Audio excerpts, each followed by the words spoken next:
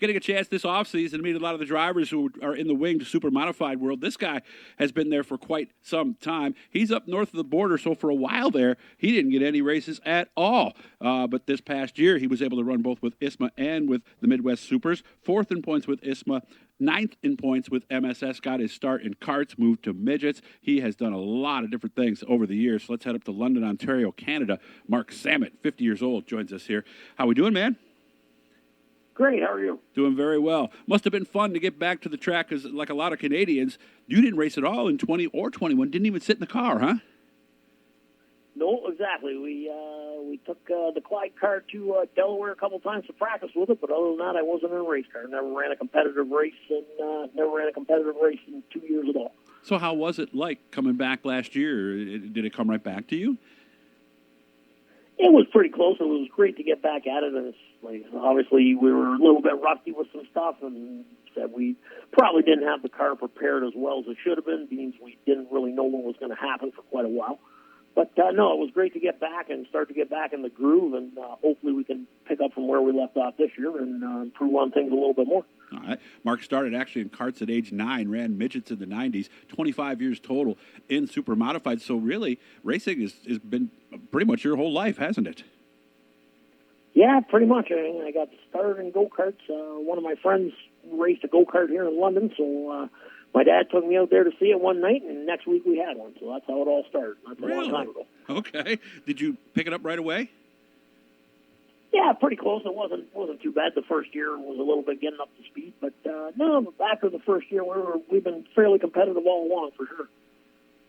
By the way, some of his background, he's won the High Miler in 2010, 9 super modified wins, won the Jack Murphy Memorial in 2015, and the Harv Lennox Memorial at Delaware Speedway as well. A lot of guys have gone the midget to the super route. Did that prepare you? Is there something, because you're not the first guy I've talked to who's gone that way, is there something that really works there to train you for a super, or is that just how it happened to go?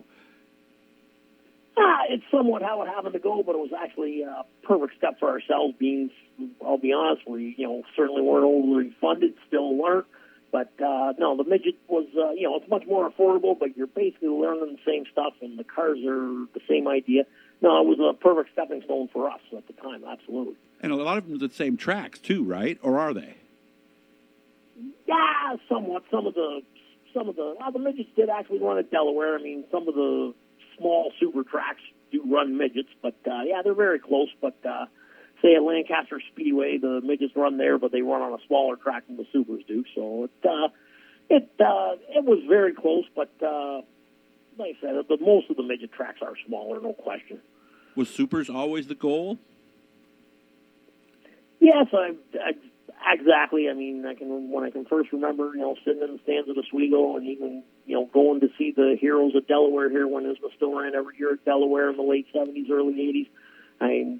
I guess that's where I wanted to be. Whether that was right or wrong, I don't know. But, yeah, I guess you can say we made it to where I wanted to go.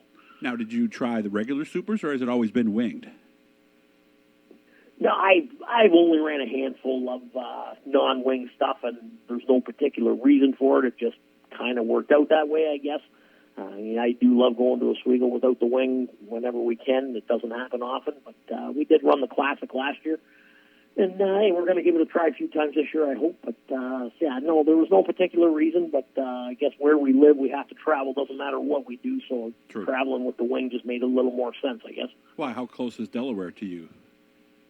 Delaware's actually a stone throw, but it's the only track that's really what you call close. Delaware's only about 10 minutes for us, but the next closest racetrack we haven't ran there in a few years, will be Lancaster or Sandusky.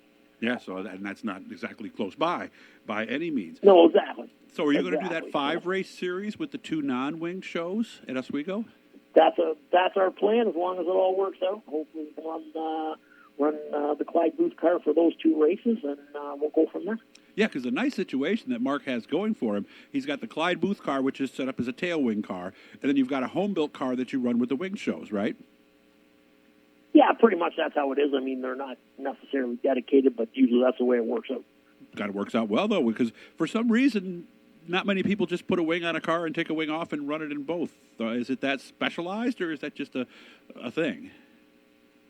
Combination. It is specialized, no doubt, but I mean, well, I guess the best example the last few years would be the A-Bolts. I mean, they're very good at it. Doesn't Yes, matter where Jeff they can show do up, it. with or without a wing. They're there to win. They got a chance to win. Now, I mean, we're a small team, and last couple of years we haven't had a lot of help, so it's not that feasible for myself to start changing the car from 1 week to the next or run it with the wing or without it. So we'll probably leave one with the wing and the other one without it and go from there. And that way you got two cars that are ready to go just in case, right? Exactly. Okay. Grew up around the racetrack. You said your dad raced, but didn't do it very often. No, he tried late models a handful of times, I guess, and it didn't really work out for him. So since then, he's more or less been working on somebody's car until we started racing go-karts, and then I guess he's basically owned or been part owner of whatever I drove all along. So. Mm-hmm. You guys both work on the car in the shop together?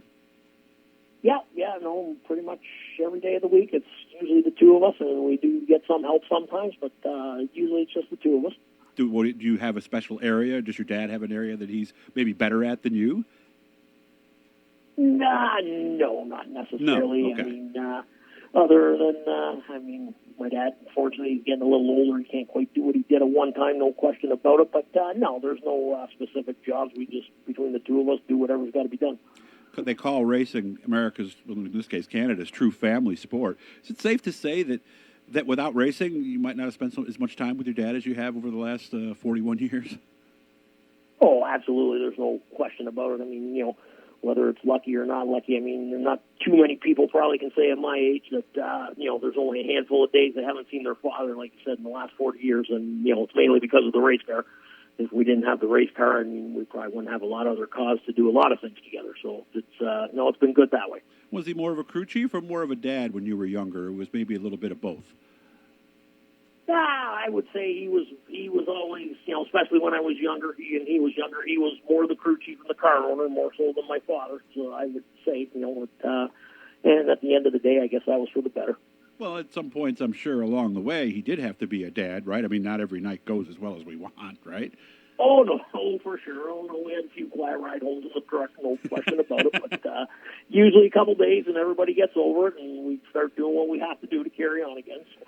Were there some specific things that he always drilled into your head as a young racer? Yeah, especially once we got into the bigger cars, the midgets and the supers. He said, remember, when you wreck it, you got to pay for it and you got to fix it. So. That's good advice right there, right? So, and I'm sure there you go. Did he have to give it to you again, like when that did happen, or did you just kind of look at him and go, I understand? Oh, no, and even, a few times, like, especially when I started with the supers, maybe, and you see it happen to a lot of people. When you're starting out, you usually end up in a little more trouble than after you get a little bit of experience. And, a lot of times maybe it wasn't your fault, but as you get more experience, you start to be able to avoid that instead of being in it type of thing. That's true. More experience, the more wrecks you miss, and that's just the way that it goes. Exactly. And like I said, even when you're younger and you get in wrecks, it's not always your fault, but as you get older, you learn how to miss that stuff a little better, I guess. That is true. That's very true. So what do you want to happen this year? What would make for a successful 2023 season? Let's be honest. The most successful would be win the ISMA points, but let's be realistic. We got at least 12 or 14 other guys with the same idea that all got very good cars. So, that would be the ultimate. But run the best we can, and hopefully we can, pick up running a few Oswego shows here and there, and definitely worry about the Classic and try and have a good run there. So. Is that where it's going to happen? We've only got about another minute left. Is Oswego going to be where the win happened, or is there another track that you're really looking forward to that could also be a winning night? Oh, I would think we got as good a chance at any of the ISMA races as we're going to have type of thing, and it doesn't much matter what track. I really like Jennerstown Speedway, and, Oswego's always a really fast ride with the wing. There's not too much like going around there with a wing on it. So, yeah, I'd like to think we do have a chance, doesn't matter where we go. And we're going to run the whole series, the whole ISMA MSS series all year? That is the plan. Well, good catching up with you. I met him, like I said, quick last year, and everybody was like, oh, wow, he's finally down from Canada. So can't wait to see you again. I appreciate all your time, and thank you very much. I really appreciate it, Mark. No problem, Doug. Hit that blue E, the notifications, subscribe, all that cool stuff. We'll have more from the Winged World coming up here soon.